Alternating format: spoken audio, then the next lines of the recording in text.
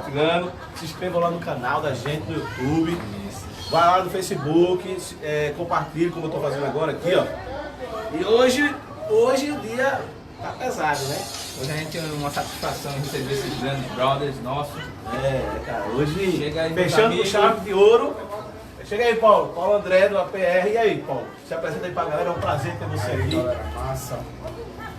Grande presença. E nosso amigo E eu, Alcides. Alcides, aqui de novo. Festa dos caras aqui. Hoje o bicho vai pegar, né, Leandro? Dúvidas. Acho que a coisa aqui vai ficar legal, tá de boa, pô. Estamos entre amigos, pô. É isso aí, vamos invadir essa cozinha. A coisa acabou. Vamos invadir aqui a cozinha. Galera, vocês já estão ligados já na cozinha. Aqui é o Bacamarteiro, né, velho? Agora que eu vi o Bacamarteiro aqui, né? Compartilha aí no...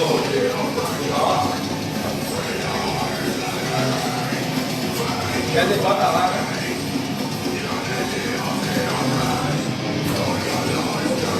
O nosso amigo Paulo André, bem-vindo, cara. Você não sabia a honra e a satisfação de estar recebendo você aqui junto com o Alcides, meu brother. Valeu, parceiro. mais uma vez aí. Cara, é isso aí, né, velho? Hoje eu tô sabendo que exclusividade, né? Hoje vamos dizer quais são as datas, né? Do Abril Pro Rock já, do ano que vem. Já tá fechado já? Como é que é? E aí, Já tá fechado. Já tá fechado, né? Os eventos, todas as bandas, os... Não. As bandas do cast ainda tá rolando, mas as datas a gente já tem. Olha aí, tá vendo, galera? Façam perguntas. Você que é banda, você que tem dúvidas, como é que funciona o projeto, como é o Abril Pro Rock, que é uma coisa que já tá aí há mais quantos anos, Paulo? Perdi as contas. 28. Vai fazer 28? 28 esse ano com 27. 28 anos Vai já. para a 28ª edição. 28ª edição. Olha, eu tô aqui com a do 2010, ó, camisa. Então, nosso Leandro está estreando, ó, 2018. Deu presente, foi? Faz parte do programa do jogo aí. Valeu, obrigado mesmo, galera. Isso aqui vai guardar com muito orgulho, né, meu irmão? Respeito. Cara. Olha, assim, então vamos começar essa conversa, né, da gente aqui. Eu, primeiramente, quero dizer que eu sou fã, né? A camiseta aqui. O Abril Pro Rock é uma vitrine, né, para várias bandas. Como foi que começou essa história do Pro Rock, Paulo? Como foi que começou? Como foi que deu essa ideia? Vou fazer um festival. Eu já fazia muita coisa, né, antes do Abril. Inclusive, eu fiz parceria com várias pessoas para conseguir realizar shows. E aí, como a gente está num programa que fala mais do metal, os históricos shows, respectivamente em 91 e 92, do Morbid Angel e do Creator, eu não tinha bala para fazer sozinho, né? Então eu me associei com o Alemão, que era do Docas, e Fred, que era do Herdeiros de Lúcifer. Então eles são de uma geração antes da minha. Eu era moleque, adolescente, e ia ver o Herdeiros de Lúcifer. E os caras já tinham, sei lá, 19, 20 e poucos anos, né?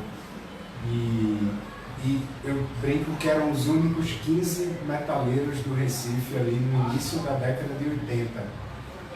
Tinha até um lugar ali antes do Acaiaca que você passava e tinham lá, tipo, fosse de dia ou de noite, mas tinha uns 10 caras do metal conversando ali na Avenida Boa Viagem. Então era uma época que muita pouca coisa acontecia na cidade, né? Então eu tive que me juntar com eles para viabilizar, para dividir a responsabilidade. Mas eu morei 3 anos nos Estados Unidos, de 86 a 89, né? E fui para trabalhar, cara, para viver, assim. Eu, assim que completei 19, e dei a sorte de viver a experiência de 2 cenas musicais ali da Bahia de São Francisco, na Califórnia, que era a cena do thrash metal, né? Eu vi o Pulo do Gato do Metallica, por exemplo, com o disco Injustice for All, né? Que é aquele que tem a figura da justiça na capa. Eu, nesse momento ali nos Estados Unidos, né, o que rolava era o que eu chamo de hard rock farofa. inclusive tem algumas bandas aqui, no bom sentido também, né? Tem umas ruins, mas tem umas muito boas também. Que era tipo essa cena do... as maiores bandas eram Poison e Bon Jovi. Então as meninas que iam para esses shows usavam camisa do Poison e do Bon Jovi. E na MTV, a cada 3 clipes que rolava, 2 eram dessas bandas. Bandas que nunca chegaram no Brasil, como Winger, Cinderella chegou um pouco, LA Guns, enfim, uma cena de hard rock, Rat,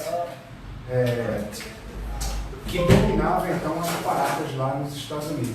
Então o thrash metal já era uma coisa com menos proporção. Mas quando o Metallica lançou esse disco, a balada desse disco é o One, né? Aquela música que tem as imagens de um filme de guerra, que o cara perde os braços e as pernas, né? Então essa música conseguiu furar a MTV. Nascido para Matar. Nascido para Matar, né, Alcides? É um filme em preto e branco ainda, sobre o sobrevivente de guerra. Acho que esse é colorido, pô, porque veio bem antigão ele, né? É Born to Be Wild, né? Quem é aquela música? Eu não lembro desse detalhe, eu sei que o clipe tem a banda, mas tem imagens desse do filme que inspirou a composição. Nascido para Matar, o nome. Isso. Então ali rompeu um pouco, né? Que era o thrash metal chegando para um grande público. E com esse estouro do Metallica, a cena da região ali, Death Angel, Forbidden, Violence, Testament, Exodus, eu vivi aquilo de perto, assim. Eu fui ver essas bandas tocando em pequenos clubes para 100, 150 pessoas. E paralelamente a isso também a cena do rock funkeado pesado, né? Que também 2 dessas bandas eram de São Francisco, o Primus e o Paramore. E o Red Hot Chili Peppers, que era de Los Angeles, mas que o cara tinha morrido de overdose de heroína e a banda tinha meio que dado... Eles renascem um pouco tempo depois, né? Então eu vivi isso, cara, e vivi isso muito jovem, né? Eu era um trabalhador braçal. Eu inclusive brinco que hoje vocês têm um canal no YouTube e esse mundo digitalizado que a gente vive deve muito a mim, um recifense que foi ali para o Vale do Silício, porque eu trabalhava numa pizzaria, eu era entregador de pizza e eu entreguei muita pizza. A pizzaria ficava em Mountain View, que é vizinho de Palo Alto. Palo Alto é onde hoje estão as grandes empresas, o Google, Facebook, todas essas empresas estão em Palo Alto. Então eu trabalhava na cidade vizinha e entregava nessa outra cidade também. E eu entreguei muita pizza na Sun Microsystems, por exemplo, entre outras empresas. Então, cara, eu posso garantir para os ouvintes, telespectadores do programa de vocês, que se não fossem aquelas deliciosas pizzas alimentando aquelas mentes que estavam construindo esse mundo digital, o mundo não seria o mesmo, tá ligado? Porque sempre, velho, como é que você vai desenvolver alguma coisa com fome, né? Então, velho, a pizzaria tá lá até hoje, Staff Pizza. Inclusive, nessa pizzaria tinha uma caminhonetezinha que tinha rádio, porque não tinha celular na época, e eu passava o rádio quando não conseguia achar o lugar de entrega, e tinha um forno atrás. Isso fazia uma diferença brutal, né, cara? Que quando o cara pegava na caixa da pizza quentinha, aumentava a gorjeta, né? O cara, pô, tá quentinha, pô, vou dar uma gorjeta melhor pra esse cara, né? Então é isso, cara. Isso para mim foi fundamental para ter uma ideia de cena musical, né? Viver aquilo como público, mas não só como público.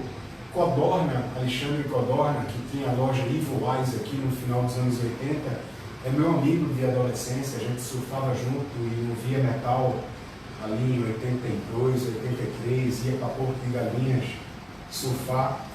Ele me mandou uma revista Rock Brigade pelo correio. E aí eu entrei em contato com a revista e comecei a cobrir os shows para a revista. Então comecei a entrar de graça, porque como eu falei, a maioria dos brothers que estavam lá estavam juntando dinheiro em dólar para voltar para o Brasil e abrir um negócio, né? E eu pensava, porra, velho, eu jovem, tanta banda bacana tocando, eu não vou ficar juntando dinheiro, né? Eu vou pra rua, então eu convidava os brothers, consegui levar vários brothers para vários shows, mas na maioria deles eu ia sozinho e eu comecei as gravadoras ligavam para São Paulo para confirmar se a Rock Brigade tinha um correspondente em São Francisco e me ligavam de volta e diziam, ó, tem 2 ingressos para você na bilheteria e tal. Então isso ajudou bastante também, essa minha vivência nessas 2 cenas e foi fundamental para tudo isso que eu vivi depois aqui, me alimentou. É como se meu pai tivesse pago uma faculdade nos Estados Unidos para mim, mas na verdade ele me ajudou aí, mas eu que me banquei lá, né, trabalhando. Essa história que eu falo da pizza era à noite, né, era o segundo emprego. Eu trabalhava de dia, pegando o carrinho de supermercado na rua e levando de volta para o mercado, e à noite entregava pizza. E aí eu descarregava para conseguir fazer isso, era a base de muito thrash metal. Aí daí é que, depois de toda essa bagagem, aí eu só vou para Recife, vou fazer um festival, vou fazer um show, como foi, vou fazer um evento, vou juntar a galera dos brother. Ele não trabalhou no negócio de pizzaria, ele podia ter virado embaixador, né, cara? Eu podia ter aberto uma pizzaria, né, cara? E, pô, ter uma dinâmica ali de entrega e tal, mas na verdade, cara, eu quando voltei abri uma loja de discos, né, a Rock Express, que foi por isso que eu comecei a fazer os shows, para promover a loja. E minha mãe se desesperou, né, que ela achava que eu voltei falando inglês, claro, e ela queria que eu fosse trabalhar com turismo, porque eu falava inglês, né. E eu resolvi abrir uma loja de discos. Ela falou, meu filho, você não está mais nos Estados Unidos, você não mora mais em São Francisco, você mora em Recife. Aqui não tem público para isso, né? E eu achava que tinha, e insisti que, né, quem mandava no disco era a rede de lojas Aqui Discos. Mas tinha os lançamentos independentes e tal, e foi a partir da loja que... E aí, cara, quando você tem uma loja de discos, tem um filme chamado Alta Fidelidade, né, High Fidelity em inglês, e depois tem um filme brasileiro que vive um pouco isso, mas é mais surreal, que é o Durval Discos. Que esses filmes têm em comum a história de 2 donos de lojas de discos, sendo que Alta Fidelidade ficou bem cult nos anos 90, como Pulp Fiction, por exemplo, conta a história de um dono de loja. Então eu me reconhecia naquele cara. E eu acho que o dono de loja de discos que fica atrás de um balcão, ele tem um papel metade vendedor de discos, metade psicólogo. Porque eu estou falando de um tempo antes da internet, né? E cada pessoa que chegava na loja queria dizer para mim o quanto eles conheciam de música, o quanto eles sacavam de som. E nem sempre eu estava a fim de ouvir, e nem sempre eu estava na vibe de ser psicólogo, entendeu? De dizer, pô, velho, pode crer, tua banda é legal. Então, eu também me dei conta que eu não queria passar o resto da vida atrás de um balcão de loja de discos, né? Então comecei a fazer os shows, e esses de metal que eu citei em parceria com o Fred e Alemão, e chegou uma hora que eu comecei a frequentar simultaneamente a cena da periferia, fui ver Devotos do Ódio na época, né? Realidade Encoberta, no Festival do Inverno da Católica, no Ibura de Baixo, na Associação dos Moradores do IPSEP.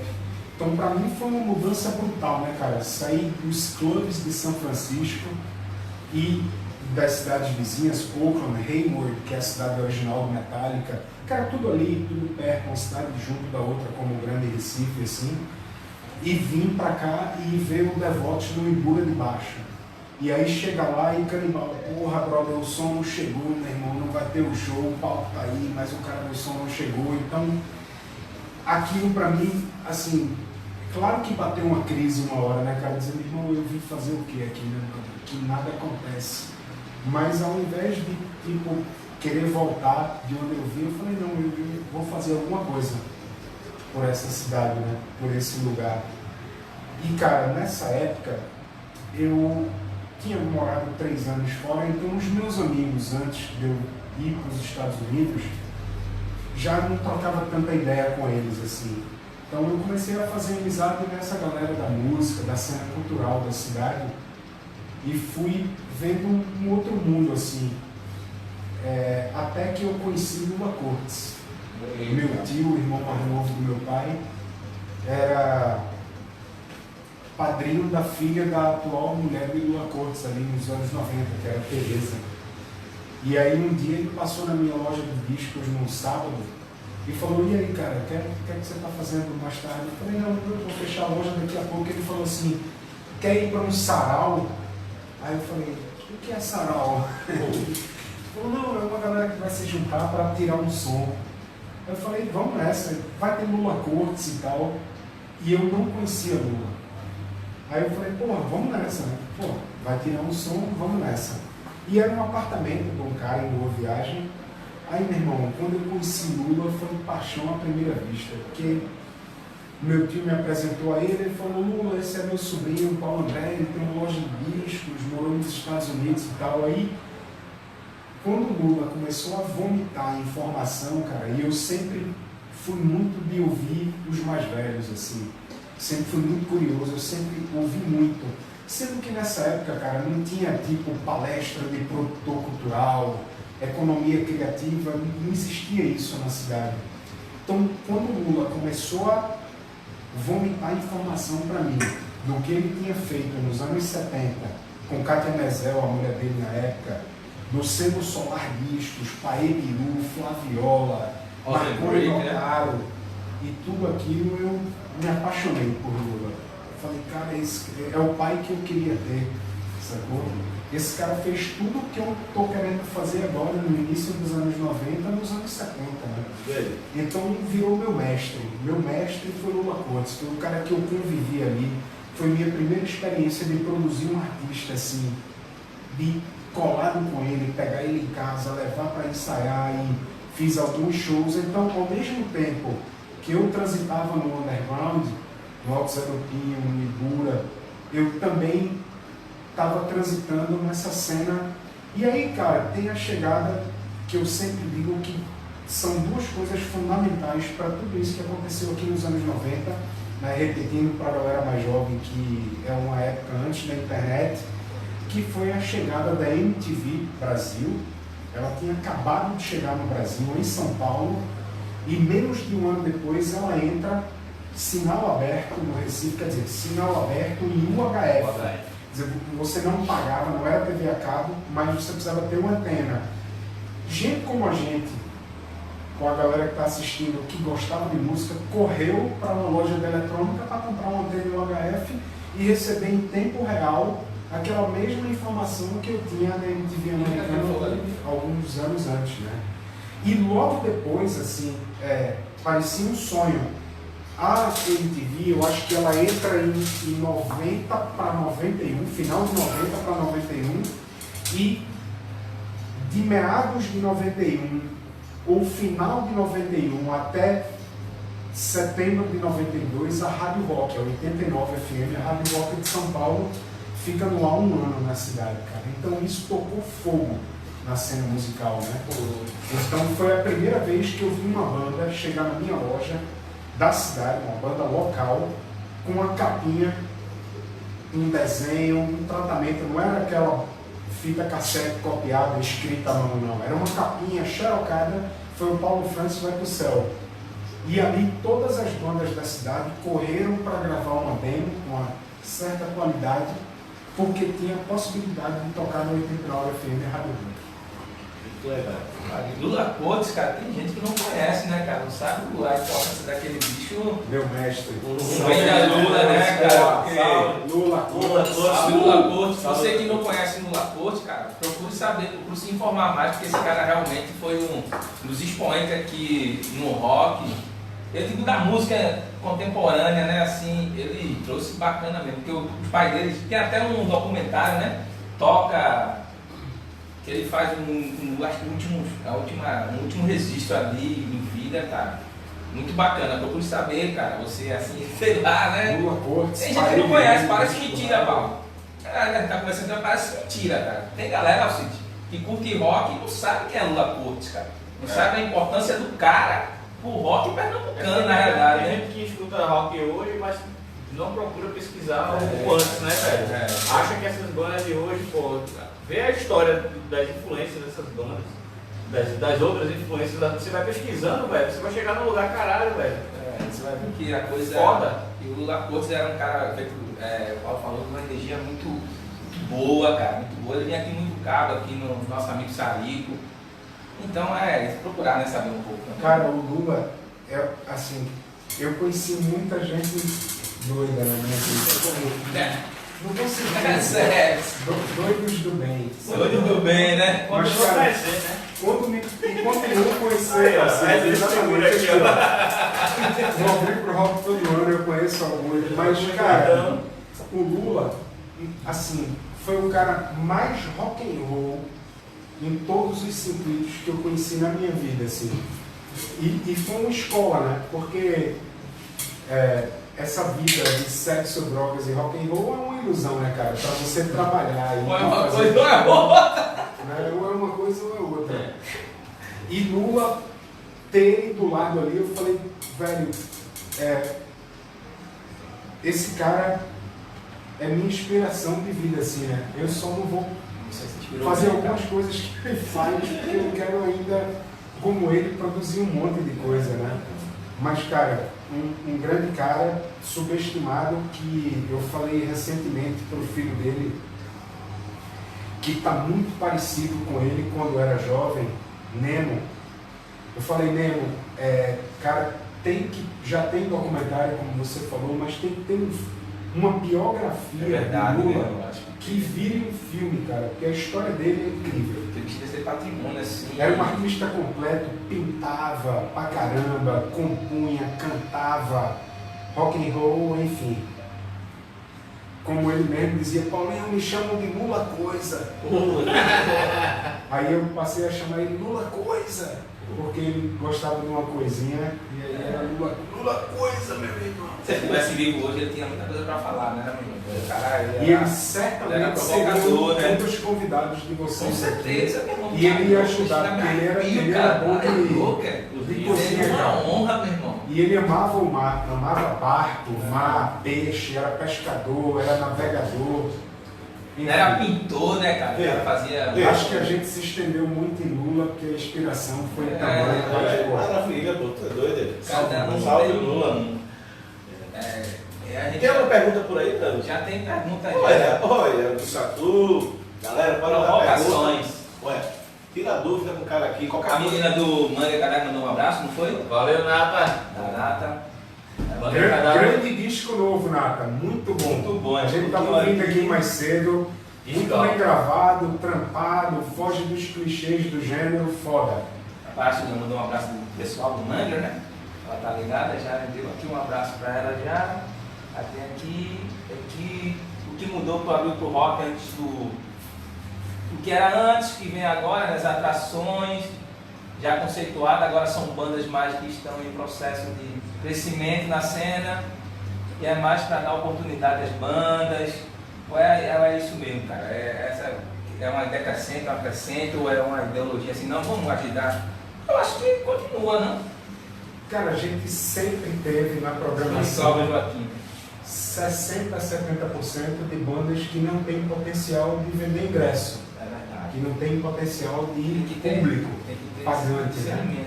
Então as atrações principais, elas sempre serviram para trazer um público para ver as bandas novas. As atrações principais desde o início do festival eram as iscas que a gente jogava para uma molecada vir ver uma cena que a gente estava vivendo, né?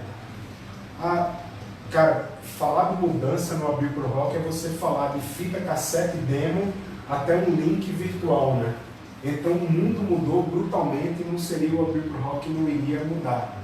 E essa guinada que a gente deu pro underground de alguns anos para cá, e que não é de alguns anos, porque há 20 anos, 99, foi uma edição do Abrir Pro Rock que a gente conseguiu trazer o Sepultura, depois da fama mundial, pela primeira vez, né, para o Nordeste, junto com Devotos, até o Los Hermanos, Hanagori, que era uma banda que no momento estava numa carreira... Ele não estava nesse período que ele era composto também. Foi o ápice. A gente começou a desenhar, Decomposto. Decomposto foi em 2002, nos 10 anos do Abril. Com Sepultura. Com Já foi a Sepultura, segunda vez do foi. Sepultura, 3 anos depois de 99. Então a gente ali começou a desenhar o sábado, que a gente recebia gente de João Pessoa, Natal, Maceió.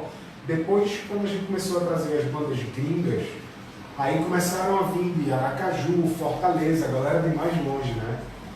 E essa evolução é que eu acho que talvez o nosso carnaval, que eu vou, né, discordo de muita coisa desse mundo cultural, tipo Jota Quest, no palco principal do carnaval, enfim, não vamos falar disso, mas isso, claro que prejudicou a noite pop do Abril, da gente cobrar ingresso que todo mundo de Pernambuco tocava de graça no carnaval.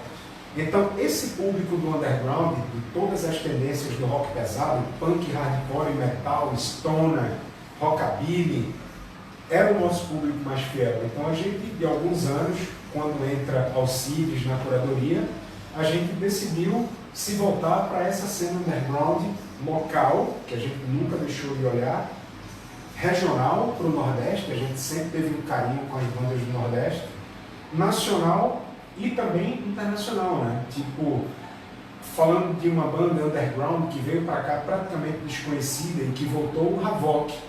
O Havok eu acho que tocou em 2014. Eu tava lá, né? tava no Havok. Depois em 2014 junto com o Obituário e Cataclismo. Isso, Show. fez um show, Bíblia, né? Fez um show foda, conquistou o público ali, que a galera disse, meu irmão, que banda é essa, né?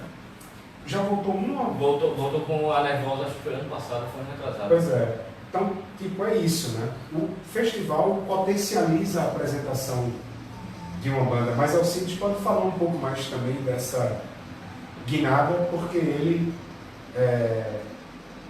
tem esse papel de, né, tá mais ligado na cena do metal do que eu, tem selo, distribuidora, faz capa, conhece a galera do Brasil inteiro.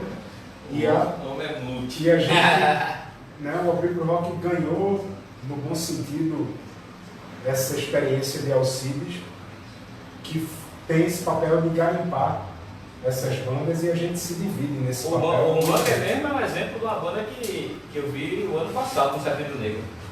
E quando eu voltei, eu disse, Paulo, velho, tem uma banda foda lá em São Paulo, você tem que ver, velho, que é o Manja, velho. Caralho. Aí eu mostrei o material a ele, né? Ele curtiu. Aí quem dá a palavra final é ele, sempre. Mas a palavra final é embasada, E né? aí, Você chegou. mas é legal, né? Porque assim, eu vivo em show, né, cara? Tá ligado? Eu tô em tudo que é show, tô no Derby, vou pra Caruaru, saio viajando, vou pra Natal, tudo que é canto, ver banda, velho. Garimpando. Tá ligado? Ver banda, sacar o som, pegar material, a gente recebe material pra caralho, velho, muito material. E nesse esquema como o Paulo falou agora, que tudo agora é internet, né? A gente recebe muita coisa digital mesmo, assim, tá ligado? A galera manda muito link, muito e-mail, manda material físico também, que é massa, mas manda muito material. E assim, é difícil porque às vezes as bandas ficam, pô, meu irmão, por que tal banda não vem, por que tal banda não vem, meu irmão, porque só tem, tipo assim, a programação do sábado são 10 bandas, né? O ano que vem é que a gente tá conversando aí pra ver se colocar sexta e sábado, né? 10 bandas em cada dia, pra ver se dá uma aumentada nisso aí. Mas assim, são 10 bandas só, pô, e são 1 milhão mandando material, tá ligado? Então é meio complicado de você escolher e tal, mas é como eu sempre falo, pô, uma hora vai chegar de você tocar na Grupo Rock, tá ligado? Sempre a gente, o outro ano, tem banda que sobrou ano passado que não tocou, a gente coloca no outro ano, né, Paulo? Se não colocar esse ano, coloca no outro, tá ligado? Mas todo material que a gente escuta, troca ideia, conversa, tá ligado? E uma hora vai tocar, pô. Agora é uma coisa que a gente vê em Paulo, né, Dudu? Que quando a gente vai pro Abril pro Rock, ele fica lá na frente, lá, recepcionando a galera. Faz os comentários. Até serviu cerveja lá. Então a gente vê essas coisas, isso é um carinho. Até a menina tá falando aqui, a Natácia, muito massa ver esse cara falando, uma admiração enorme. Obrigada, Paulo, por tudo, né, que você fez pelo cenário musical, né, mano? Veja só o respeito e a consideração que as pessoas têm com você, né? Que não é uma coisa. Aqui é a Natácia. Espero nunca queimar esse filme. Não, cara, pra sua irmão. Cara, eu sempre me ponho no lugar da galera como público, né? E infelizmente a cerveja que a gente tem a parceria, Capunga, teve um problema com a máquina de fabricar a lata. E a gente teve que servir no show. Quando eu vi a galera ali as filas se formando, eu falei, cara, pelo amor de Deus, eu fui no coordenador, ele falou, não, tá todo mundo. Quando eu cheguei lá, eu falei, velho, eu vou meter a mão na massa, tem um bico aqui, eu falei, eu vou para diminuir a fila. Só que a fila não diminuía, né, cara? Então eu queria muito ter visto o The Mist de perto, uma banda que, porra, eu curti pra caralho. Korg há muitos anos. A gente trouxe o The Mist para tocar em 92, lá no Pina. Eu passei na frente agora, vindo para cá com o Alcides, virou um supermercado, era sucata.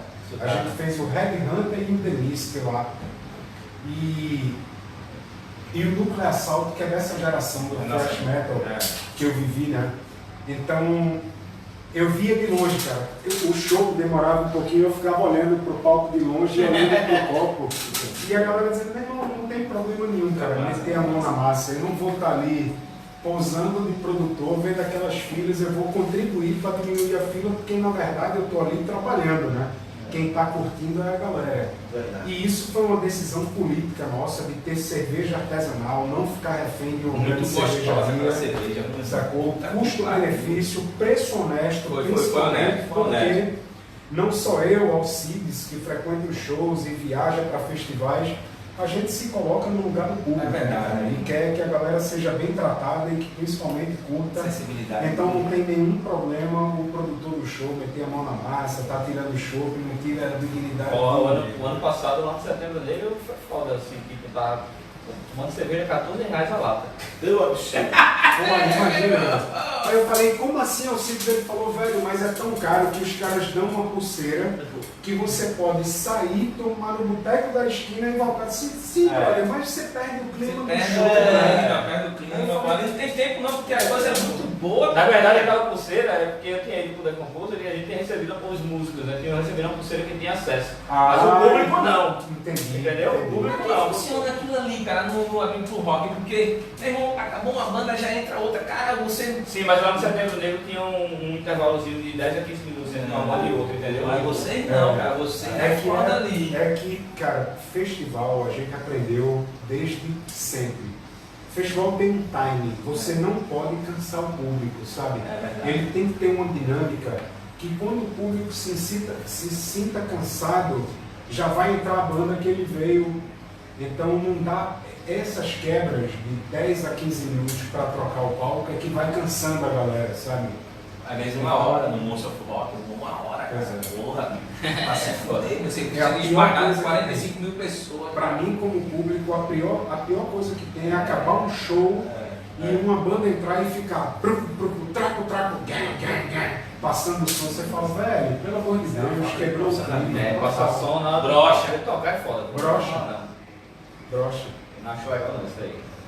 É verdade, cara, é verdade. Eu, tipo, né, só falando aquela ideia, o anfitrião, né, sempre tá lá na porta lá e tal. Eu fiz até um comentário desse, acho que até alemão botou lá um comentário pra falar, foi verdade e tal, não sei se tu viu. Aí eu disse, eu queria alemão, pô. Foi? Queria, Bolsonaro, tudo que eu gostava, alemão entrava lá, eu disse, não, alemão. A gente continua amigo na vida real, a gente se conhece há muito tempo. Eu posso mandar tu tomar no curso, a gente é amigo. Agora, virtualmente, velho, eu não quero tu aqui não, vai embora. Eliminou, irmão. E aí, como é que vai ser esse 2020? Como é que vai ser? Quais são os dias? Quais dias que vai ter o Pro Rock nesse próximo ano? Galera, exclusiva, hein? Abriu o Pro Rock, a data. Qual vai ser as datas do Pro Rock próximo ano? 10 e 11 de abril. Olha, sexta e sábado. Semana Santa. Semana Santa novamente. Semana Santa novamente. Sexta-feira da Paixão começa. Eita, pô. Sabadão.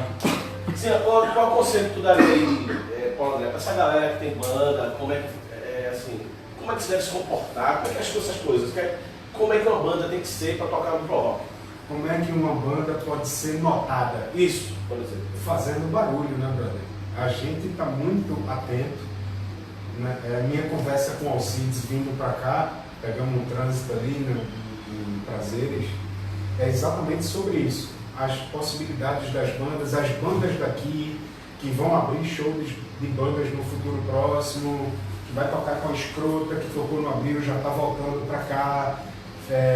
Alcides vai mais uma vez para o Setembro Negro, eu vou tentar ir também para o Setembro Negro, mas a gente se divide nessa função. Então, nós somos os maiores interessados em conhecer bandas novas. Eu vinha dizendo para o Alcides, cara, o Abril está caminhando para 30 anos, isso é uma diferença brutal, né? Porque eu acho que a maioria do público do Abril pro Rock hoje nem era nascido quando ele começou. Então é óbvio que no metal, no rock pesado, mundialmente, as bandas clássicas grandes, e aí eu, falando do Abril, eu falo tanto das clássicas gringas como brasileiras, elas mantêm seu público, né? Como esse ano a gente teve o Ratos, o The Mist, o Ratos 30 anos do Disco Brasil, enfim, né? Nesse timing que a gente reconhece das bandas e dos discos, mas a gente tem que mirar, principalmente a partir de agora, numa renovação dos headliners. Porque, não sei, talvez daqui a... O Ratos, enquanto existir, a cada 3 anos a gente vai trazer num momento novo, diferente da banda. O The Mist, as bandas clássicas, a gente vai manter o interesse. Mas é preciso uma renovação das atrações principais.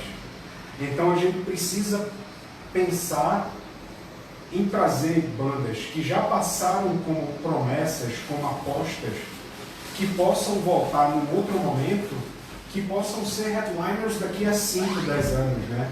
Porque a gente tem que estar sempre pensando nessa renovação. Não adianta fazer o Abril pro Rock 2020 pensando só em 2020. Né? Como esse ano, por exemplo, a gente teve uma noite dedicada às mulheres, que na real a gente já pensava isso há muito tempo, mas não tinha a viabilidade de fazer, não tinha um gancho, né?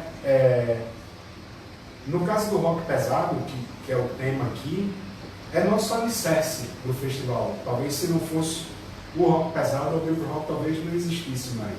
E estaria de boa. A gente é muito bem resolvido com o tamanho do festival, com a nossa missão. Isso é de boa. Porque se eu quisesse que o Abril pro Rock tivesse virado uma coisa maior, talvez a gente estivesse trazendo a volta de Sandy Júnior, sabe? E não foi para isso. E o Abril pro Rock já existia, por exemplo... A gente trouxe a volta do The Mist. A volta do The Mist, 30 anos do Brasil. É feito você ver, esse cara, o cara tem tal, tem aqui a banda Saga, né, HC, que Saga, é nossa, é coisa nossa, né? Aí o cara fala, pô, esse é o diferencial do Abril pro Rock, né? Que vocês têm essa aproximação, a recepção, o carinho, o empenho da produção, isso é foda, cara. Isso aqui é o cara da Saga HC que tá falando, que é o André. Então, meu irmão, veja só a importância, né, meu irmão? Um cara que pequeno, uma banda, vamos dizer uma banda pequena, pode ser uma banda headline. Mas as bandas, mesmo as bandas pequenas, têm o mesmo tratamento das bandas grandes. Todo mundo né? assim, toca no backline foda, tem uma estrutura por trás de hold, técnico de som, iluminador, então assim, o tratamento é o mesmo pra tudo, velho. Eu acho que tem que funcionar assim, tá ligado? Não adianta, porque o cara é underground e bota o cara pra tocar lá fora. Não existe isso. Tá ligado? Eu respeito com as bandas. Tem que ter o respeito também de todas as bandas. É o artista, Já é o estão músico, já né? estão querendo aí, já estão. Eu quero saber o seguinte, velho. E essa lagosta? Quem tá lagosta hoje? Tá dando frango aí na mesa, rapaz? Paulo André tá fitness, o cara Olha. tá dizendo aqui. É usar o moral. O meu irmão, se eu me disser um método, não quero nem saber. É melhor ficar em off. Bacana, cadê? Sim, Paulo, aí eu tava vendo esses dias, né? Uma reportagem de 2008. Que era daquele antigo El Cabron. Não era? El Cabron, né? É um site, um blog. Um blog de Salvador, das antigas, né? Aí falando sobre a questão dos fixados da Nação Zumbi, né? E aí, cara, assim, a Nação Zumbi, como foi a experiência lá, né? De ter transformado, né? Mostrar esse movimento, né? Eu acho que você tem uma responsabilidade também nessa parte aí, né? Ter construído um pouco essa cena, mostrado, contribuído humanamente. Como é que foi? Eu diria que eu ajudei, né, cara? Porque na verdade a música fala por si. A música é que, né, eu só estava ali por trás ajudando a fazer ela chegar em algum lugar. Cara, eu, logo depois do Abrir pro Rock, eu recebi o convite da minha vida. Eu consegui um show para Chico em Pau Amarelo, que a Impetu tinha apoiado a vinda de uma equipe de uma produtora que estava gravando um comercial da C&A com o Sebastião na coroa do avião, com um helicóptero, com não sei quantos modelos ali, gravando durante a semana sem ninguém, assim. E essa equipe era grande, era de umas 80 pessoas, de uma produtora de audiovisual de São Paulo. E um primo meu trabalhava na Impetu, e ele me ligou e falou: Paulo, tem uma equipe aqui de São Paulo, e eu falei do Abrir pro Rock, que tem uma cena musical aqui na cidade, e eu queria fazer um show de uma dessas bandas para eles aqui no encerramento dessa temporada deles aqui, trabalhando em Recife. Eu falei: velho, tem que ser Chico Science Nação Zumbi, que é a mais original delas, assim, traz uns tambores de maracatu, que talvez a galera nunca tenha visto, tá? E aí foi no caminho para esse show, eu fui numa picape, cabine dupla da Impetu, buscar a galera em Peixinhos primeiro, marquei encontro na delegacia de Peixinhos, que era o ponto de encontro nosso, peguei a galera, fui para Jardim Atlântico pegar Lúcio e Dengue e Chico na quarta etapa de Rio Doce. E no caminho para Pau Amarelo, na picape, Chico sentou no meio, eu sentei na janela e a gente veio conversando, né? E ele falou: brother, eu tô precisando de ajuda. Porra, a galera muito imatura, assinei contrato. Aí eu falei: velho, tá me pedindo ajuda? Ele falou: tô. Eu falei: meu irmão, já é. Assumo agora, dedico 100% do meu tempo, amanhã a gente marca uma reunião e tal. E no dia seguinte a gente fez uma reunião na calçada da casa de Lúcio, que é onde a galera ensaiava, no Jardim Atlântico. E foi um desafio grande, porque eu tinha trabalhado com Lula Cortes, como eu falei mais cedo, um tempo, né? Mas entrando nesse mundo de gravadora, de peixe grande, né? Que as gravadoras eram conhecidas como os tubarões da indústria fonográfica, grandes empresários. Então, quando a gente estava gravando da Lama ao Caos, acho que a Sony me achava novo, da idade dos caras da banda. Então foi um empresário de Elimar Santos, foi um outro empresário conversar, oferecer 1000 perspectivas para a banda. Sendo que Chico, cara, era um cara foda, era um cara muito focado nas coisas, né? Era um cara que, se pegasse pesado, não teria conseguido fazer o que fez. Era um cara que sabia exatamente o que queria e para onde queria ir. E para isso tinha muito foco. Então, eu conversava com ele e ele dizia assim: não, Paulo, meu irmão, quem vai fazer é a gente. Quem vai fazer é a gente. Então, foi um desafio porque a gente era colega de gravadora de Gabriel Pensador e do Skank, que Gabriel saiu com disco de platina, Skank com disco de ouro, aí vem da Lama ao Caos e é um fracasso de vendas. Mas a gente começa a circular pelo Brasil e eu conheci 3 jornalistas americanos que falavam da chamada World Music. E eu comecei a mandar da Lama ao Caos pelo correio para um guia que tinha os endereços dos festivais, dos clubes e tal.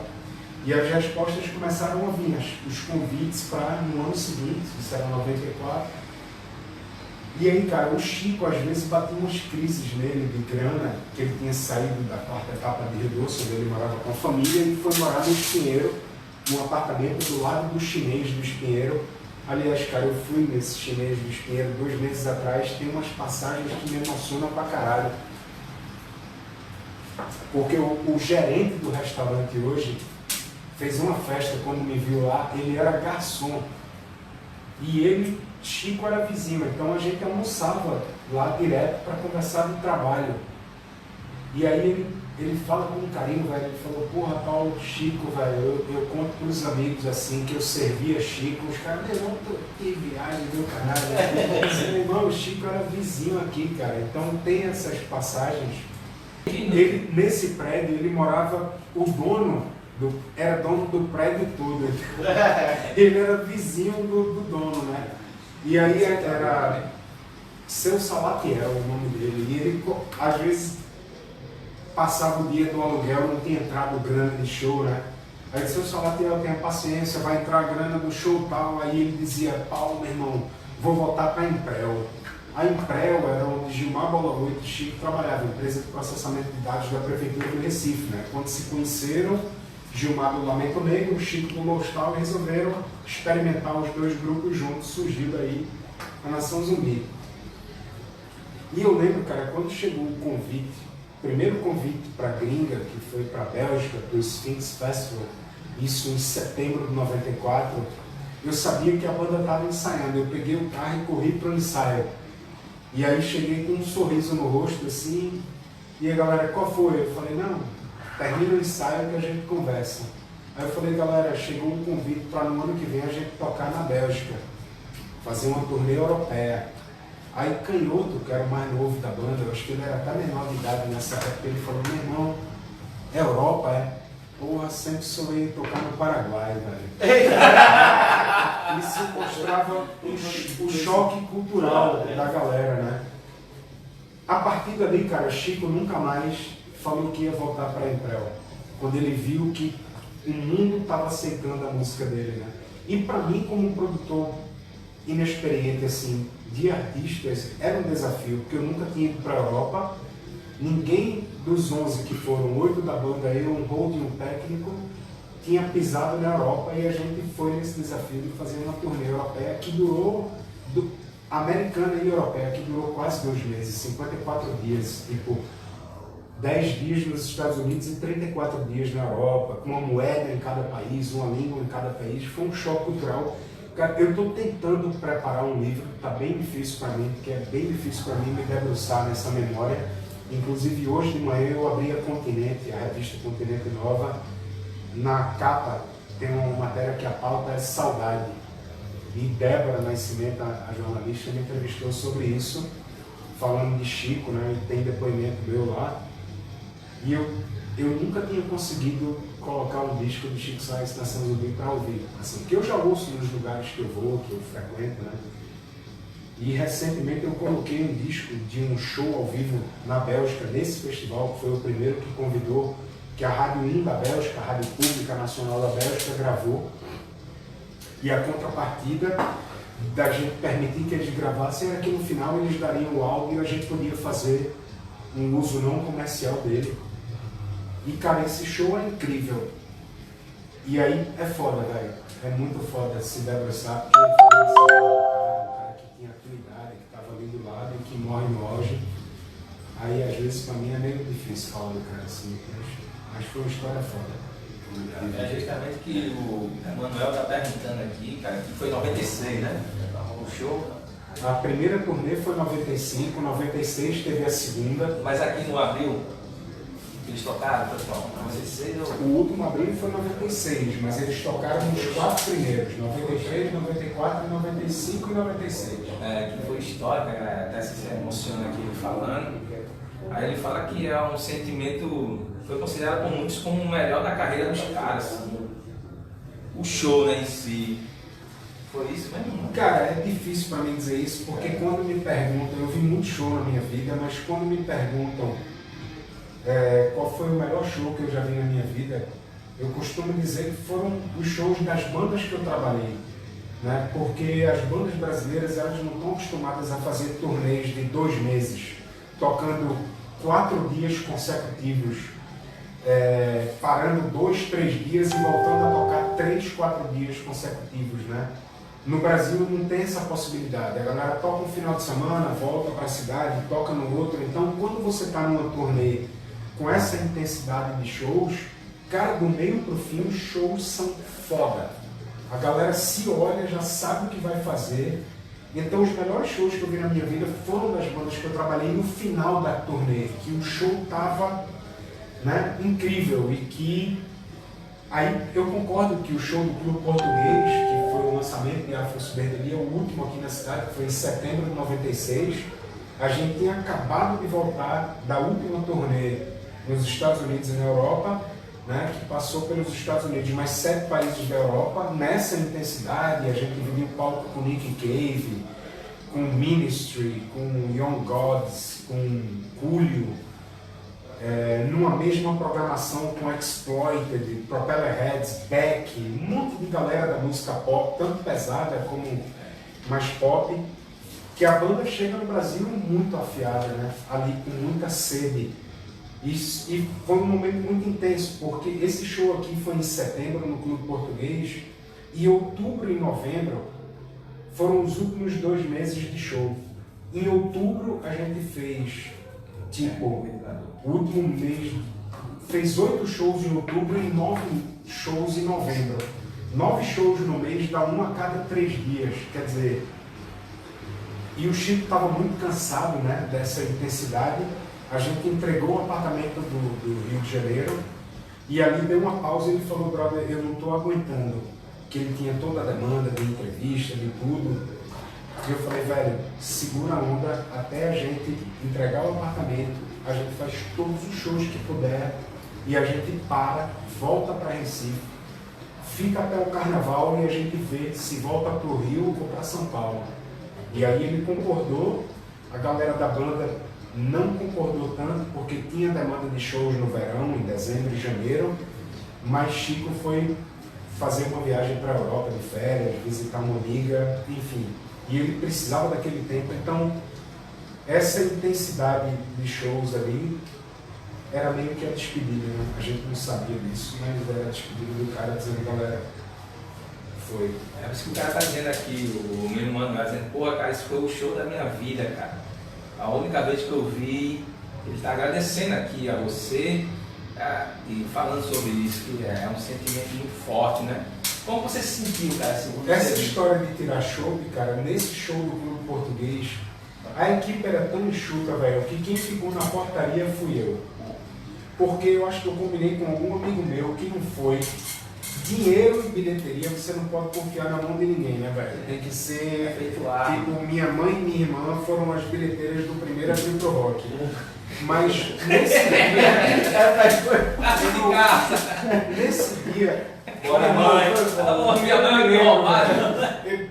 eu me lembro que Evêncio e o Will, que eram no Mercado Pop, me ajudaram, mas na hora do vamos ver, eu fui pra porta. Meu irmão, tinha um cara, eu espero que não seja seu amigo, que ele passou a noite inteira sem ingresso, dizendo, Paulo André, meu irmão, deixa eu entrar, meu irmão, Paulo André.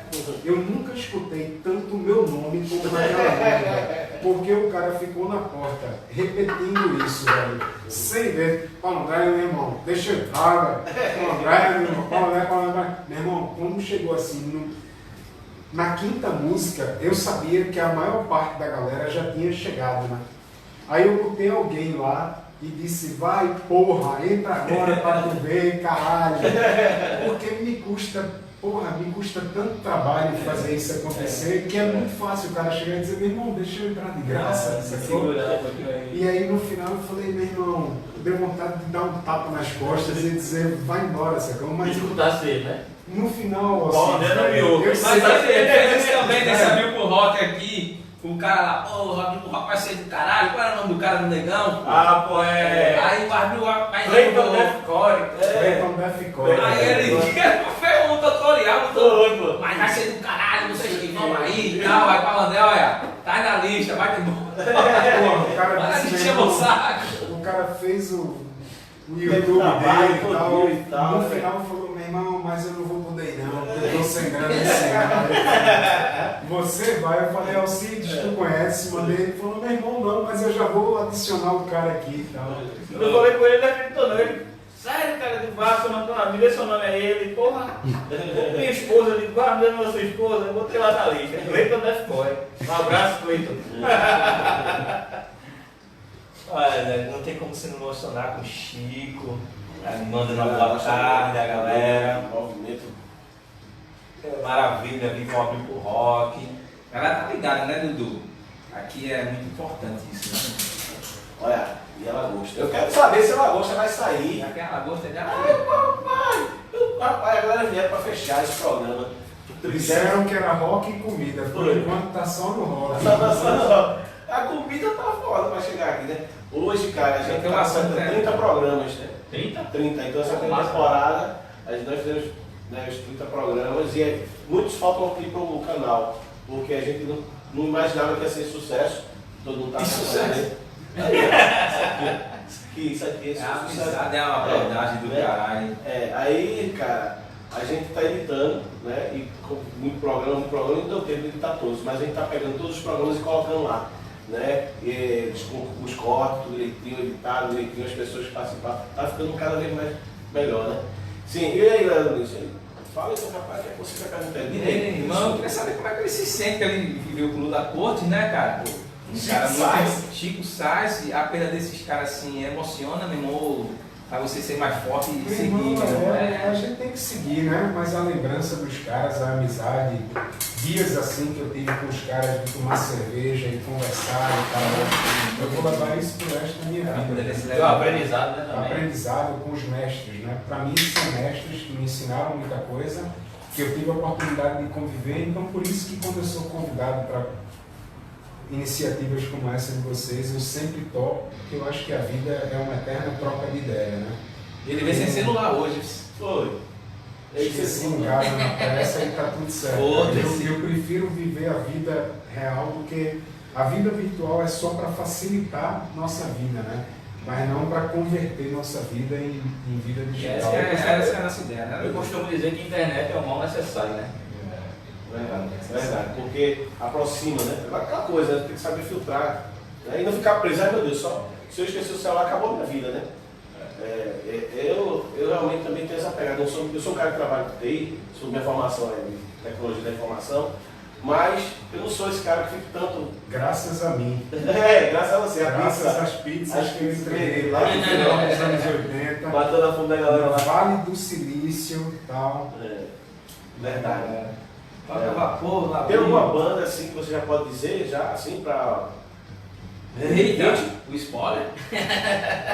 Então, Se o homem trouxe a internet, tem que ficar o spoiler. Rapaz, eu vou dizer uma coisa, o spoiler tá na camisa de Alcides, porque é uma banda que a gente tenta há algum tempo e a gente continua tentando. Então Alcides vestiu essa camisa para dizer que a gente continua. Mostra aí, tentando. porra! Olha o spoiler! Olha o spoiler, exclusivo, Mestres, caralho! É doido, né? Estamos tentando. Esse dia 14. Sim, eu sei. Não, dia 10 e dia 11 de Dia 10 e abril. 11 de abril. Do ano 2020 já está certo. É assim, programa. Já vai juntando aí seus trocados. Tá praticando O negócio tá difícil, né? Sim, aí em relação a já tem o spoiler da banda, né? Que a gente fica muito feliz de ter essa exclusiva aqui, né? Dos dias do APR, né? E Alcides, eu queria que você falasse um pouco dessa ideia de produtor, né? Porque como é para convidar uma banda, como é para trazer uma banda, como é essa questão de contato, e que às vezes a galera não sabe, né? A dificuldade, como é que é, a questão da data dele. Fala um pouco disso aí, como é que é. Antes de sair para ir no banheiro rapidinho, eu quero dizer que para tocar no Abril é com Alcides. Eu só sou da entrevista. Tirou da reta, a última palavra dele.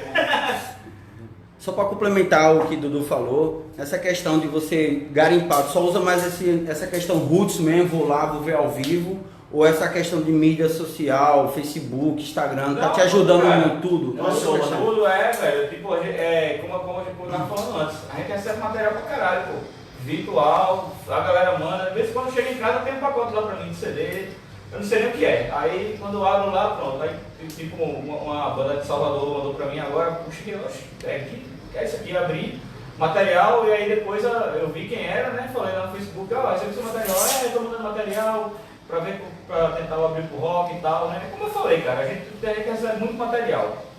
São poucas vagas, né? Porque vamos dizer que ano que vem eu tenho 20 bandas para tocar. Já tem umas bandas em mente já, né? Até, como eu falei, algumas que o ano passado não tocaram, né? Que a gente tem que colocar porque tipo, já estão aí há 2, 3 anos atrás. O Malefactor mesmo foi uma banda que 4 anos que a gente tentava. Pô, mas nunca rolava o Malefactor, né, velho? Mas chegou uma hora que eu disse, Paulo, a gente tem que botar o Malefactor, velho.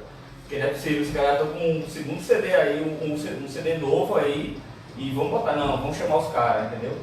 Mas a parada é essa, cara, é mandar o material, fazer barulho, como o Paulo falou, e assim, a gente analisa tudo. Eu escuto de tudo, cara. De heavy melódico a grindcore, tá ligado? Eu sou um fã de música, tá ligado? Eu sou fã de Dream Theater, eu sou fã de Napalm Death, eu sou fã de Angra, tá ligado? Eu sou fã de Ahá. Então eu escuto tudo, cara. Então assim, tipo, lá porque Alcides é mais death metal, porque ele só vai botar banda de death metal, não, muito pelo contrário. Não, Isso aí é viagem, tem que escutar tudo. Agora Tem que escutar a banda, tem que sacar a banda.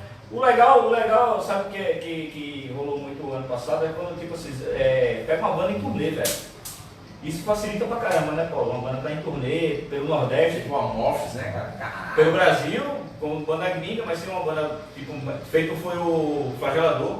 Os caras estavam em turnê, então assim, ó galera, vocês vão pegar o Desalmado, ó galera, massa. E aí eles são bandas boas, né, velho? Também não é qualquer banda que são bandas boas. Desalmado, uma banda que surpreendeu pra caralho, velho.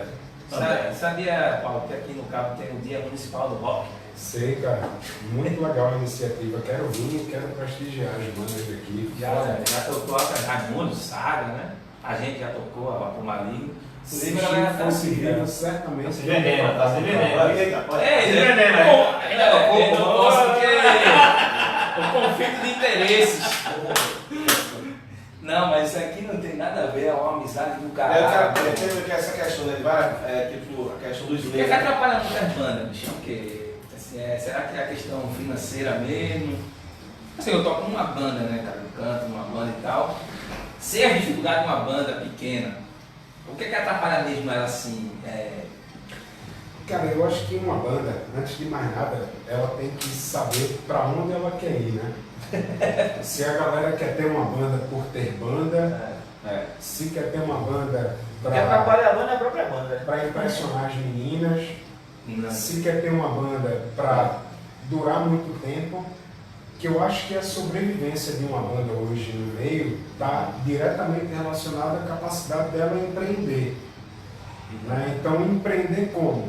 Ela tem uma banda parceira em João Pessoa, em Natal, que ela vai circular e aquela banda vai tocar junto e ela vai trazer para cá. Eu acho que o futuro da circulação das bandas menores está totalmente relacionado a isso. O Alcides estava falando do Manja Cadáver e do Desalmado, bandas que a gente apostou. Eles fizeram uma turnê nordestina escrota.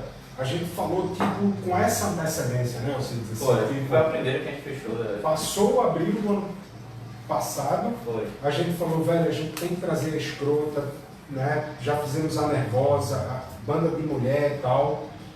A gente avisou com essa antecedência e falou, a gente não consegue viabilizar tudo, mas tenta fazer Salvador. Né? As meninas já estão voltando agora, inclusive voltando para Salvador. Tem show aqui também, né? Vai ter show aqui, vai ter show em, acho que em Aracaju. Uma mina, elas Tem umas datas, mesmo. são bem legais. Cara, a gente nunca produziu tanto. Eu imaginava, no início dos anos 90 ali, quando essa cena dos anos 90 se consagra, essa geração que eu fiz parte, que 30 anos depois, a gente está falando de agora, ou quase 25 anos depois, 94, né? A gente teria um circuito de clubes. Eu fui com o Alcides na semana passada ver o Matanza Inc.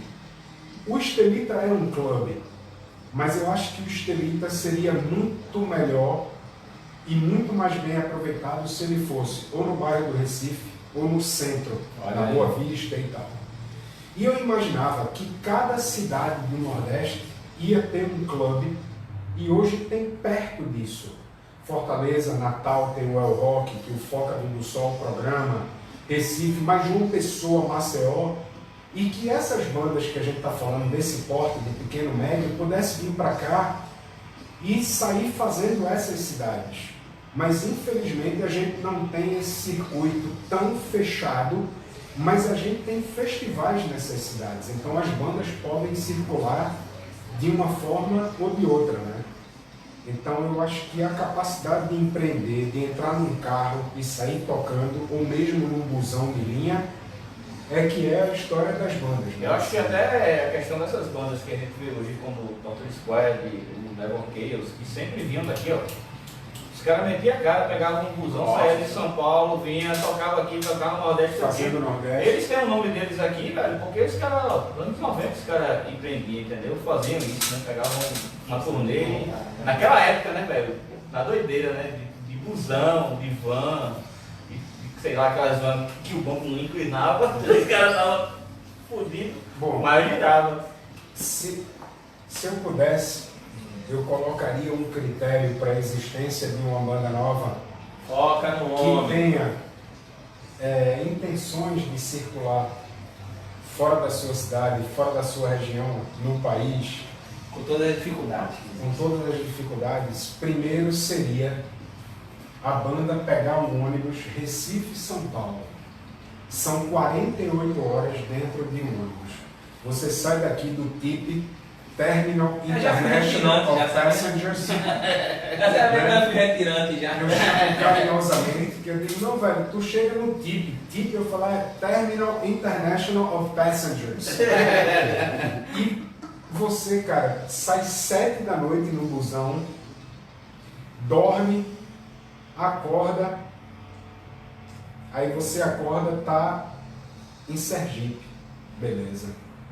Aí passa o dia Sergipe e tal, já é o segundo dia ali. Quando chega na noite, que já é a segunda noite no busão, aí pergunta na parada com o motorista, meu irmão, a gente tá onde? Aí o cara diz, na Bahia. Na Bahia, Aí diz, beleza.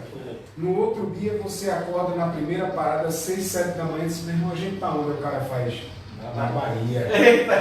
Fala, meu irmão, pelo amor de Deus. Você não vê o E você só vai conseguir chegar no destino 7 da noite. Então são 48 horas dentro de um ônibus.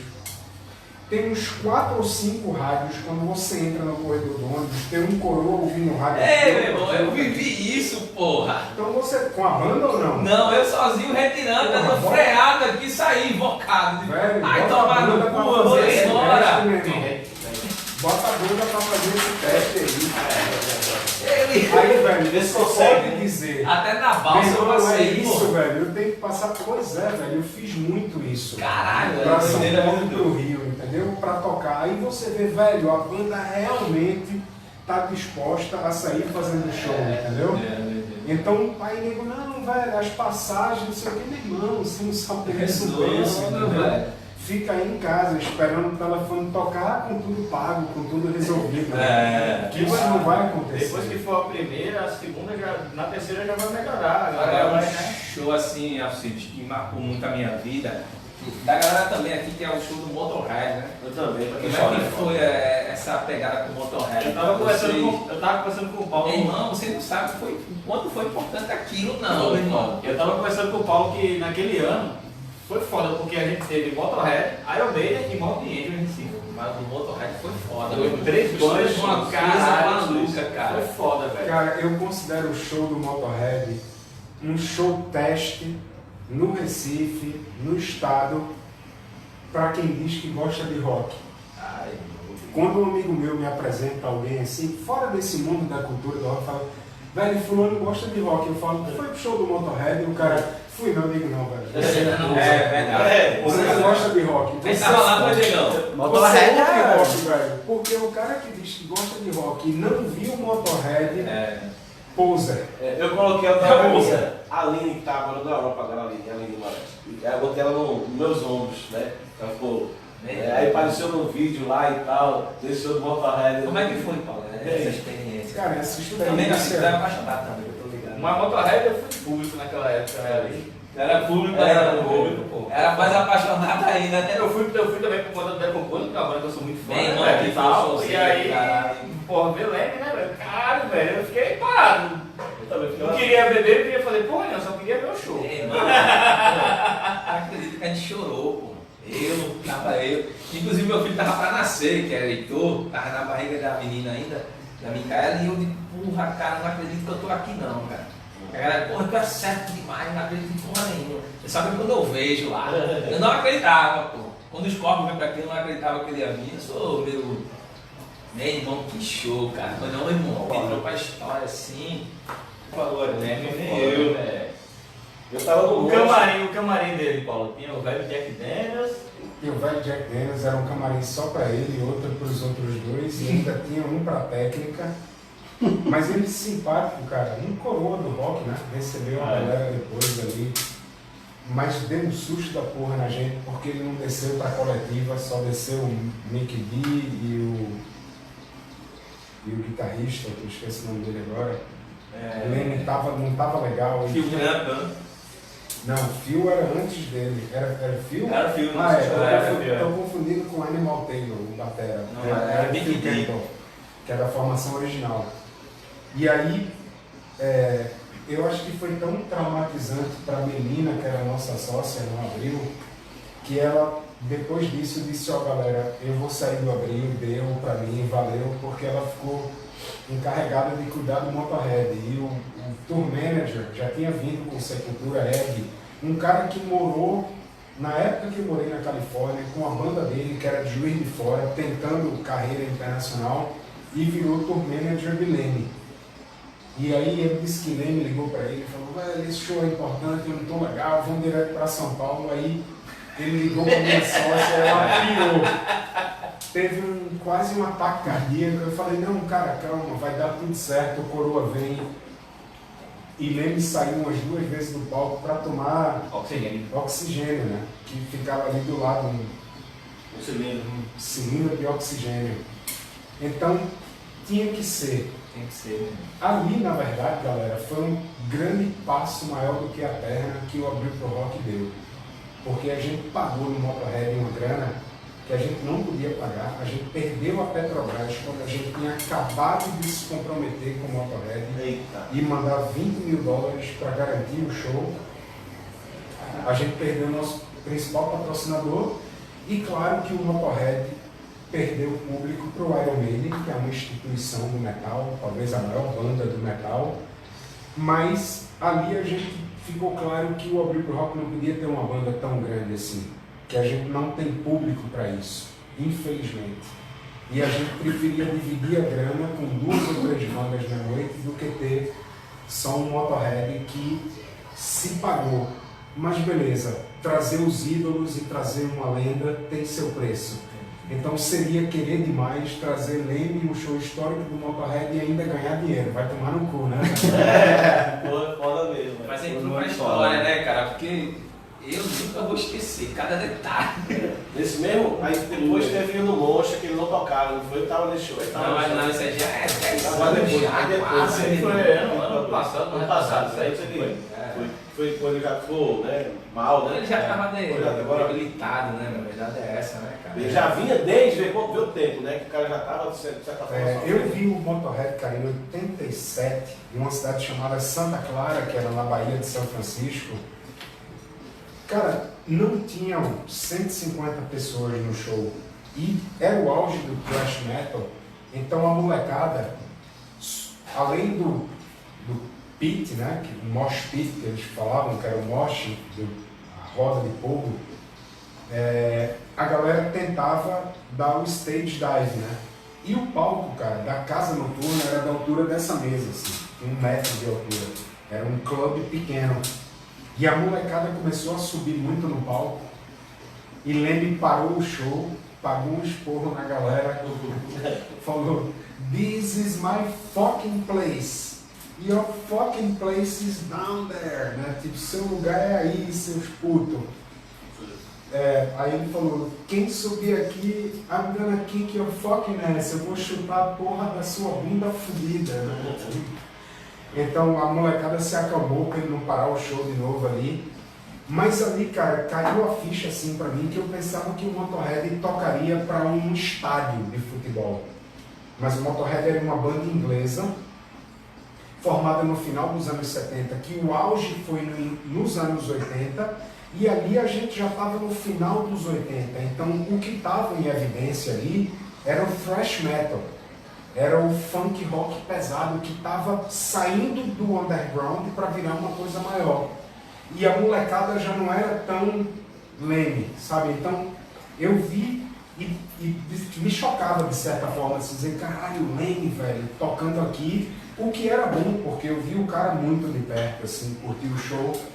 Mas o Brasil demorou muito comparado com a Europa, Estados Unidos, Canadá, o Oriente, Japão e tal, a entrar nesse circuito do metal, né? As bandas só começam a vir na segunda metade dos anos 80, né? Fora o Kiss, que veio o Alice Cooper no final dos anos 70.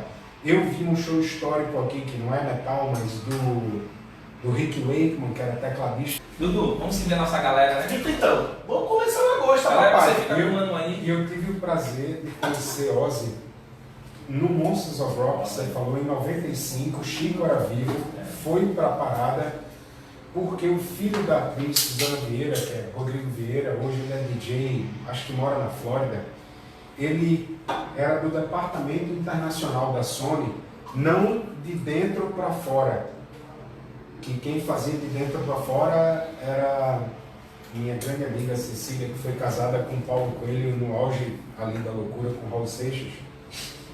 Mas Rodrigo Vieira cuidava do desenvolvimento internacional da Sony, que era, desenvolvimento internacional era Cecília. Ele cuidava do AIR internacional, então ele decidia o que ia ser lançado das Sonys do mundo inteiro no Brasil. E a Ozzy era Sony. E quando eu vi que ia ter o Monsters, eu ia sempre na gravadora, claro, a gente era a ala jovem da gravadora, isso em 95, só fazem 24 anos. Eu falei, brother, vai ter Ozzy no Monsters e tu vai me apresentar Ozzy, eu não quero nem saber. Aí ele, pô, não, beleza, eu falei, eu vou colar lá, eu quero ingresso, porque Ozzy é a atração principal, eu quero ingresso, né? Tipo, não faz sentido estar na Sony se não tivesse as regalias. Aí ele, beleza, apareça, a gente foi, a banda foi, inclusive. E aí, cara, quando acabou o show, ele me deu um crachá e ele falou, velho, quando acabar o show, cola aqui atrás, porque eu levo a Ozzy no espaço da Sony, vai dar uma entrevista coletiva e tal. Aí, cara, quando acabou o show, eu corri pro camarim, inclusive não podia beber bebida alcoólica na plateia, só no camarim. Era uma lei de São Paulo. Era uma lei de São Paulo, depois que mataram. Daquela treta que mataram um punk no show do Sepultura com a Machadada, fizeram uma lei que.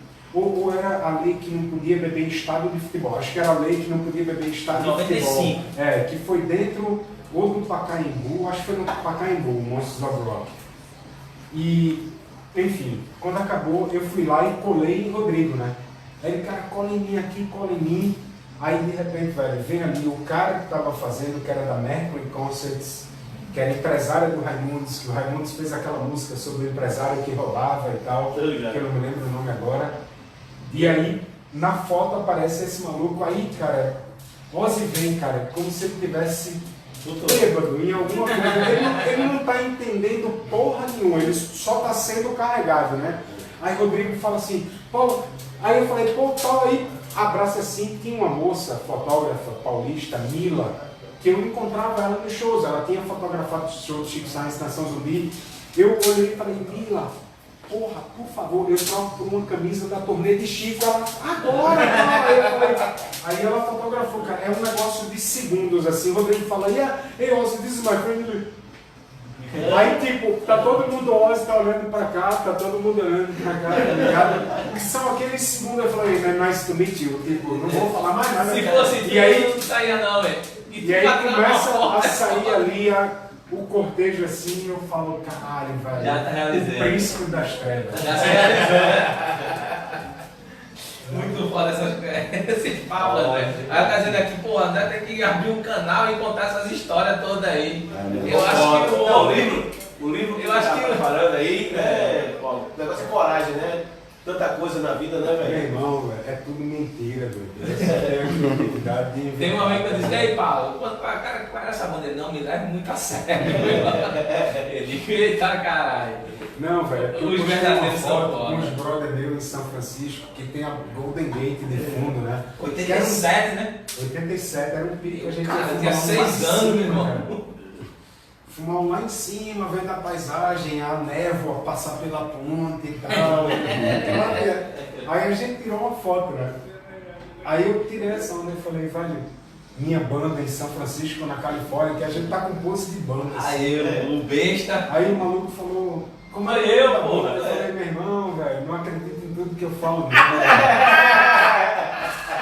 Mas é ganha, cara. Só aqui. Trollou, hein? Trollou, vai aí. E eu, o besta do caralho, querendo conhecer um pouco da história, né, meu irmão? Era onda, cara. Ali eu só era público, eu era frequentador, era um mero entregador de pizza, empolgado com a vida, só isso. Beleza. Galera, vocês vão ficar um pouco aí enquanto tomar uma cerveja no banheiro, que a gente vai agora preparar a lagosta, né, Dudu? Pra galera, pra finalizar aqui. Fome já. É porque Galera, meu irmão, a gente vai agora lá na cozinha fazer um rango, vamos... Só faltou uma coisa no recado que eu queria Fica à dar. vontade, meu irmão. Foca no Bolsonaro e toda a sua família vão tomar no cu, vão se fuder, doido.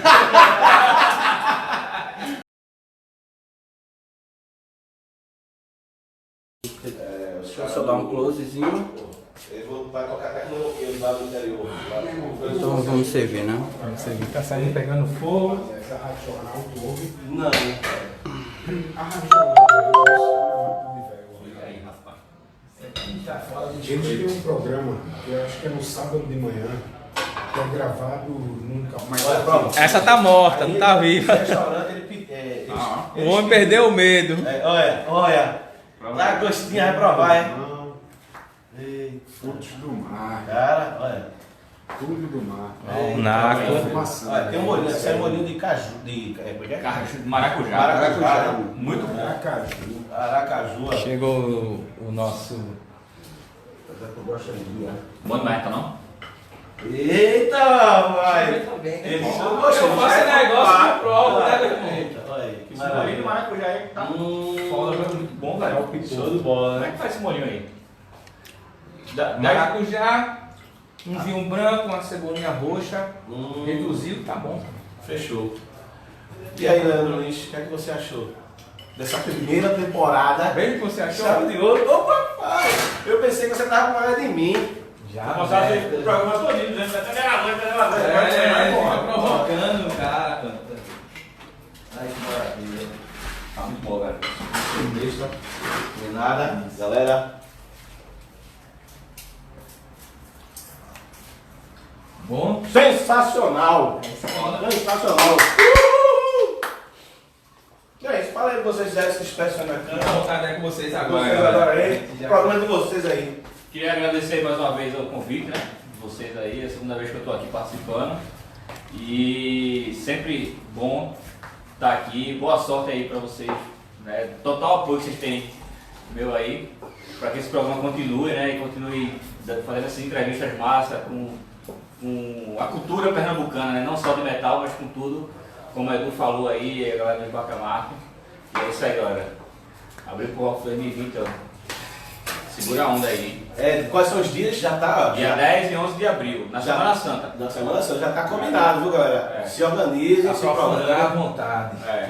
Prepara o peixe aí na Semana Santa. E o vinho, e o bom e o velho vinho. É. E aí, Paulo? Eu só sei de uma coisa, eu vou. Eu também, né? Eu também aqui, ó. 20 anos, cara, essa camisa vai fazer. Meu irmão, E aí? tem que arrumar um bar na cidade para fazer o programa, convidar a galera da cultura popular. É a ideia, galera. Então, o 383 já te do propôs a metal, isso, do inclusive. punk, entendeu? Aí tem a TV Marazul também, os caras querem fazer lá, também lá. Sim, dá dando spoiler, Deixa deixa sem spoiler. Tem muita coisa pra acontecer. A evolução é essa. É isso aí. isso aí, nós sempre tá correria. Tamo junto. E a ideia é sempre essa, meu irmão. Muito obrigado, velho. Eu sou fã.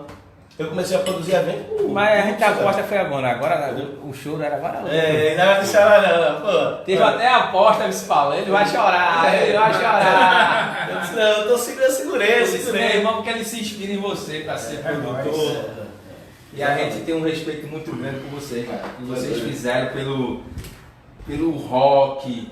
Fizeram Pela não, pô, cena, fazendo, que vocês fazem, me perdoe, que vocês fazem pelo rock Fazendo, né? e pela música pernambucana, cara, não tem assim. Eu não consigo mensurar as palavras, né? Só agradecer mesmo que a galera falou. Com certeza. E dizer que vocês são sempre bem-vindos, tá? Vocês estão aqui no nosso coração, na nossa mente que... Complementa aí, por favor. É isso aí, galera. Rock Cozinha. Entre lá no YouTube. Segue Se a inscreva fera. lá. Veja aí, ó. quiser perguntar alguma coisa, novidades, aqui. O Rock Cozinha sempre diz, ó, dia 10, dia 11, 2020, já está o encontro marcado lá no Abril Pro Rock. Valeu, galera. Valeu, galera. Forte abraço. Forte E a abraço. gente só tem a agradecer. Essa primeira temporada foi foda. Segura. Valeu, É isso aí, Diegão. Valeu, Diegão. Nos vemos na próxima, se tiver, se não tiver também. Vamos Forte ver. abraço. Tamo junto, porra. Forever. A você, galera.